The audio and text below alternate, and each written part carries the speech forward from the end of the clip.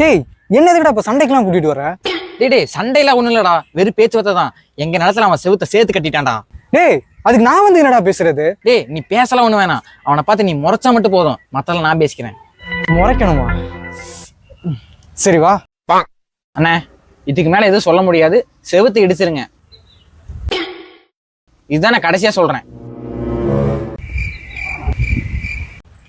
என்னடா மறைக்கிற? அண்ணா இருண்ணா.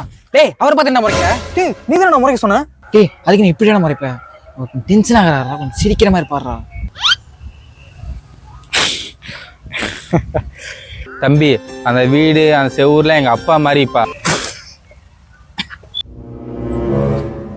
அவர் நினைவா தம்பா அது கட்டியிருக்கோம்.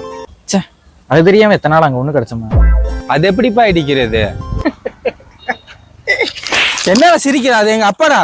அண்ணா இருண்ணா, எதுக்கு சும்மா சிரிச்சு கேட்கற? டேய் நீ என்னடா சிரிக்க சொன்ன? டேய் அது இப்பதான்டா ஒத்துக்கிற மாதிரி தெரியுது, நீ எதுவும் பண்ணாதடா, சும்மா பார்க்க மட்டும் செய்டா.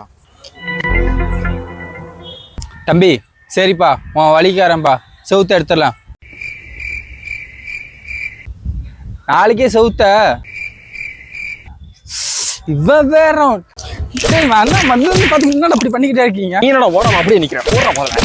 இடமும் கிடையாது ஒண்ணு.